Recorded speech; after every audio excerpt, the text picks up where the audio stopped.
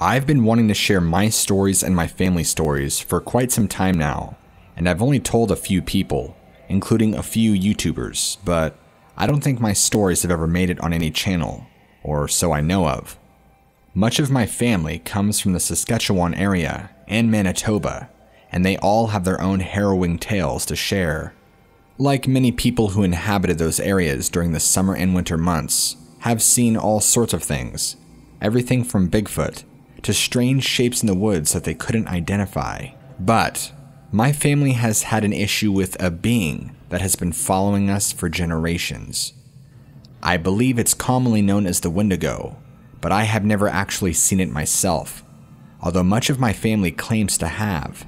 For example, when my father was young and would go out ice fishing with my grandfather up in northern Lake Winnipeg years and years ago, they would sometimes hear their name being called out from the far northern woods, which they knew meant danger. They would see ghastly apparitions at the forest tree lines, calling them, baiting them back in, of their long-lost relatives. Seeing tall black figures watching them from the trees as they traversed through Canada's thick, barren, cold wilderness. The winters up north are some of the most unforgiving, and if you are unprepared, well, the cold will get to you. It doesn't take much to die from hypothermia and frostbite if left out in the conditions for too long. Something my family feels that this being stalking us will try and do.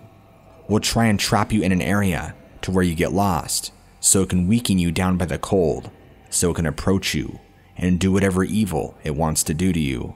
My grandfather and his father had supposedly both lost siblings due to this being, mostly when they were little children and wandered too far into the wrong areas, being claimed by whatever this thing was. Of course, my grandfather, his father, and the people of the time knew well what it was and how to avoid it. They just made dire mistakes and paid a ghastly price for it. Assuming it actually is a Wendigo, which I haven't got any full acknowledgement from my family on it. Assuming these little children were caught by this thing, they were devoured whole and eaten entirely.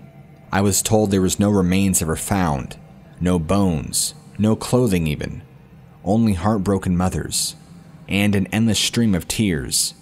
Cousins, far aunts and uncles that I will never meet or hear stories about. This being wasn't just exclusive to my family and terrorizing them.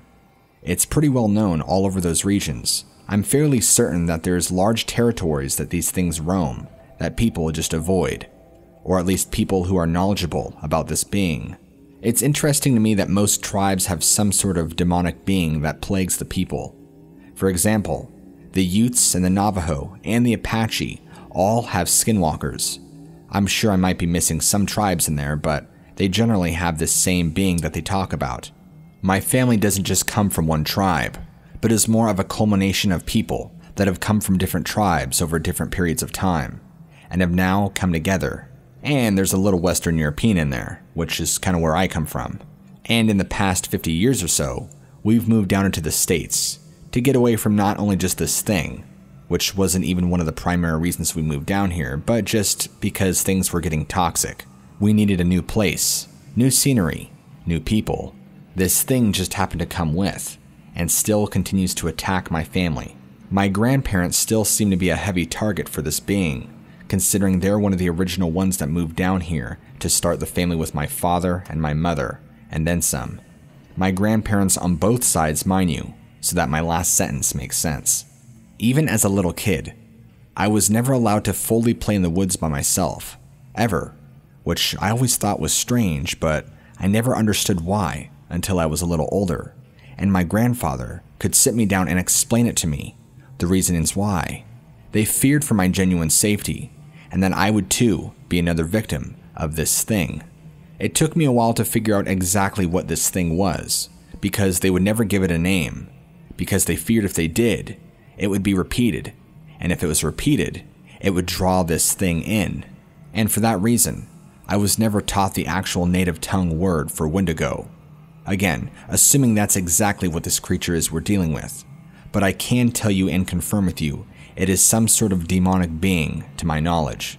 And I know for a fact that one of its major components is that it does mimic voices and try to lure you into the woods, deeper It's even used things like false imagery of past and previous family members to try and pull you back, just like the apparitions I was talking about earlier. For around 10 to 12 years, a major part of my family moved over closer in British Columbia, closer to Alaska. That's when things got even more tumultuous, with having encounters with territorial Bigfoot, and still this being continued to follow them, even going as far as killing grizzly bears. I know that might come as a shock to you, and hopefully isn't too far-fetched to believe. I'm sure you get lots of crazy stories. I mean, I can only imagine. But when my own grandfather, a severely hardened individual by nature and time and life experience, is afraid of something more than a grizzly bear, there's just something wrong. It was also around the same time frame that in the northwestern region of British Columbia, they found several large animals with their hearts ripped out of their bodies. I'm talking bull elk, moose, grizzly bear, large animals that you should never find dead, let alone their hearts torn out of their bodies. Now, I understand this could also be due to in part of the territorial Bigfoot that were in the area, but there just seemed to be a looming eerie presence around these bodies when my grandfather discovered them. It was a different feeling than the Bigfoot, which, by the way, he never taught me the word for them either. Supposedly, this demonic beast would follow us around, ripping the hearts out of larger animals to consume and absorb its power. It's one of those things where I've had to ask myself, okay, is there actual truth to this, or is this just Native American lore? But my grandparents and the rest of my family are very stern, serious people. There's no room or time for games or stories or making things up. They've never really been about that, and even the culture that they are enriched in and have grown up in doesn't really support that either. Their purpose of telling me these stories isn't to woo and wow me, it's to warn me. It's so I make smart decisions based off the information they are giving me, and I will stay out of certain areas and won't do certain things. They care about my safety, and I'm aware of that. I suppose I would think all of this is just silly made-up stories to scare children. But I've done my research. I've looked into stories done by other people who are native to not only that territory, but specific tribes from those areas. And unfortunately, at least for me, they all have their own share of terrifying tales and stories from dealing with the same creature, at least described by the same actions. From the sounds of it, skinwalkers down in the southern regions of the U.S. can mimic and kind of do the same things a Wendigo can do, but I feel that they are vastly different creatures, at least as far as my understanding goes. But if you really want a bulk of the horrifying stories, you gotta go back to the late 1800s, in Western Canada. That's where a bulk of all of this started, to my knowledge. Reportings of an evil, cannibalistic spirit. People being lured into the woods and killed by what they thought were familiar voices. Seeing ghastly figures from a distance. Being grabbed and dragged away to never be seen again, only to having their bones found many months later, and the remains never fully discovered. I guess it kind of makes sense, us moving down here in order to partially avoid this creature, and the fact that we can't even do that. We're still dealing with the same problem. I don't know if it has to do with the fact that there's more of them, or what. Or are we being followed by the same being, hunted just like deer? What does it want with us? And why is it so insistent on tormenting me and my family?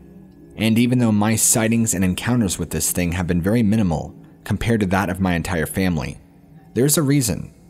I stay far out of any woods I can. I don't enjoy camping, or hiking for that matter, because I'm always in fear that this thing's gonna show itself, or make an appearance somewhere along the way.